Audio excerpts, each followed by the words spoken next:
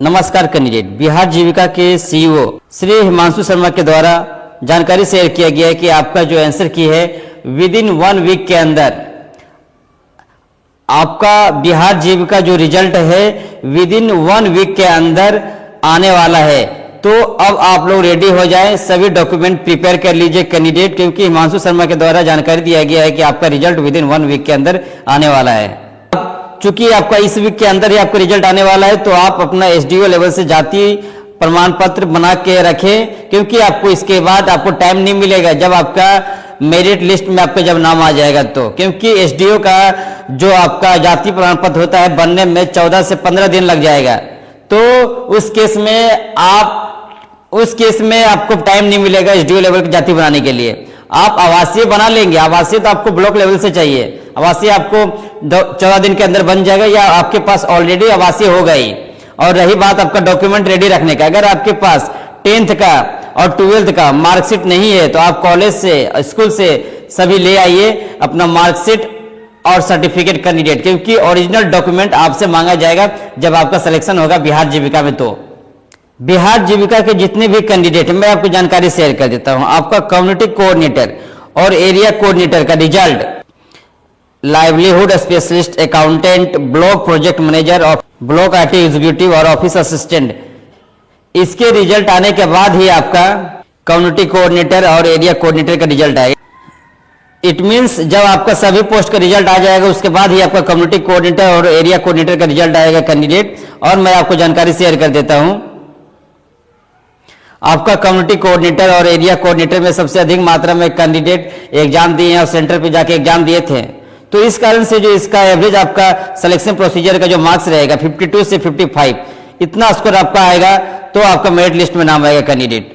और अभी आपके पास जो स्कोर है जो आंसर की के द्वारा वो आपका रो मार्क्स है, उसमें आपका नॉर्मलाइजेशन के थ्रू आपका मार्क्स अभी आएगा तो इंक्रीज होगा। और मैं आपको जानकारी शेयर कर देता हूं कि आपका कम्युनिटी कोऑर्डिनेटर और एरिया कोऑर्डिनेटर में कंपटीशन बहुत ही टफ है। इस बार आपका में भी सेम स्कोर भी आ सकता है, सेम स्कोर में भी आपका सिलेक्शन नहीं होगा। मान लीजिए किसी कैंडिडेट का अगर 55 स्कोर आया 10 कैंडिडेट का, तो उस केस में जिसका डेट ऑफ बर्थ ज्यादा रहेगा, इट मीन्स जिसको कम टाइम मिलेगा, जिसके पास टाइम नहीं है गवर्नमेंट जॉब लेने के लिए, इट मीन्स 33 साल से ज्यादा होने जा रहा है, तो उनको प्रायोरिटी मिलेगा उस केस में दोस्तों। अब रही बात आपका ब्लॉक आईटी एग्जीक्यूटिव और ऑफिस असिस्टेंट। आपका ब्लॉक आईटी एग्जीक्यूटिव में आपका 60 नंबर का सीबीटी एग्जाम हुआ था। इसमें आपका 43 से 45 मार्क्स अगर आप लाते हैं तो आपका इसमें सिलेक्शन होगा।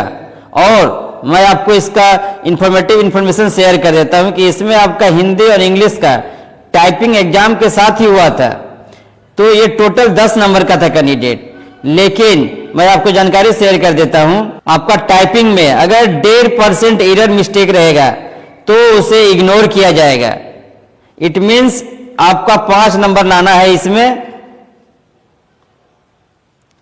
5 नंबर ही क्वालिफाई मार्क्स है। ये एक फॉर्मेलिटी है टाइपिंग का। अगर आप टाइपिंग टेस्ट में 5 नंबर ले आते हैं तो आपका ब्लॉक आईटी एग्जीक्यूटिव और ऑफिस असिस्टेंट में आपका फिर सिलेक्शन प्रोसीजर में नाम आ सकता है। आपको ब्लॉक आईटी एग्जीक्यूटिव और ऑफिस असिस्टेंट में जब आपका सिलेक्शन होगा तो डॉक्यूमेंट वेरिफिकेशन के टाइम में आपसे टाइपिंग सर्टिफिकेट मांगा जाएगा। इट मींस आपके पास जो कंप्यूटर का आपके पास सर्टिफिकेट है वो आपसे डिमांड किया जाएगा। इसलिए जिसके पास अभी नहीं है, जो अपने इंस्टीट्यूट से नहीं कलेक्ट किए हैं, आप अपने इंस्टीट्यूट से कलेक्ट कर लीजिए ओरिजिनल। आपसे ओरिजिनल मांगा जाएगा कैंडिडेट, आपका कंप्यूटर कोर्स का और उसके बाद टाइपिंग सर्टिफिकेट। बिहार जीविका का रिजल्ट जो बिहार जीविका के जो सीईओ हैं हिमांशु शर्मा के द्वारा इंफॉर्मेशन शेयर किया जा रहा है कि आपका जो रिजल्ट है इस वीक के अंदर आ जाएगा। तो अब इंतजार की घड़ी अब समाप्त होने वाला है। अब आपको ज्यादा दिन तक इंतजार करने की जरूरत नहीं है। आप लोग बहुत दिनों से इसका रिजल्ट का वेट कर रहे थे। हम भी समझ सकते हैं कि आप लोग पर डे आप लोग के लिए एक एक दिन बोझ पड़ रही है। हम भी समझ सकते हैं कैंडिडेट आप लोग इसका रिजल्ट बेसब्री से इंतजार कर रहे हैं। तो अब इंतजार की घड़ी समाप्त होने वाला है। आपका बिहार जीविका का आपका रिजल्ट इसी वीक में आएगा, ये कंफर्म है कैंडिडेट। आप लोग से मेरा दोबारा रिक्वेस्ट है, जो कैंडिडेट, मेरा आपसे दोबारा रिक्वेस्ट है, जिनका सिलेक्शन जिनका 50 से 55 स्कोर आ रहा है, तो आप अपना डॉक्यूमेंट रेडी रखें। आपका लाइवलीहुड अकाउंटेंट और ब्लॉक प्रोजेक्ट मैनेजर, ये 70 नंबर का एग्जाम था। इसमें जो जो कैंडिडेट का अगर 50 से 55 और 54 तक स्कोर आता है तो उन कैंडिडेट का सिलेक्शन कंफर्म है और उनका बिहार जीविका में जॉब कंफर्म होगा। उन्हें नौकरी लेने से कोई भी नहीं रोक सकता है, बशर्ते उनका डॉक्यूमेंट सभी रेडी रहना होगा। बिना डॉक्यूमेंट का उनका सिलेक्शन नहीं होगा कैंडिडेट। इसका कंपटीशन थोड़ा सा मीडियम था एरिया कोऑर्डिनेटर और कम्युनिटी कोऑर्डिनेटर की तुलना में। आपका लाइवलीहुड स्पेशलिस्ट सबसे बेस्ट जॉब है कैंडिडेट, उसके बाद आपका ब्लॉक प्रोजेक्ट मैनेजर।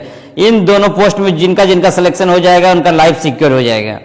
और कम्युनिटी कोऑर्डिनेटर और एरिया कोऑर्डिनेटर का जिनका 52 से 55 स्कोर आएगा या एक जनरल का स्कोर है तो उनका भी सिलेक्शन कंफर्म है।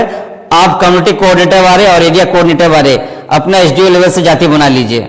आपको ऑलरेडी मालूम ही होगा कि महिला का 35% आरक्षण इसमें लागू है और महिलाओं का जो पोस्टिंग है उनके नियरेस्ट लोकेशन में रहेगा और ट्रांसफर प्रोसीजर भी बहुत इजी रहेगा और महिलाओं का जो कट ऑफ है मेल की तुलना में कम रहेगा। और हाँ, मिनिमम क्वालिफिकेशन इसमें 50% है जनरल का, ईडब्ल्यूएस बीसी का 45%, एससी और एसटी का 40%। अगर इतना स्कोर लाते हैं तो आप सिर्फ रेस से बने रहते हैं, इतना में आपका सिलेक्शन नहीं होगा बिहार जीविका में। और बिहार जीविका में जो जो कैंडिडेट सब्जेक्ट नॉलेज में अधिक मार्क्स लाएंगे तो उन्हें प्रायोरिटी मिलेगी।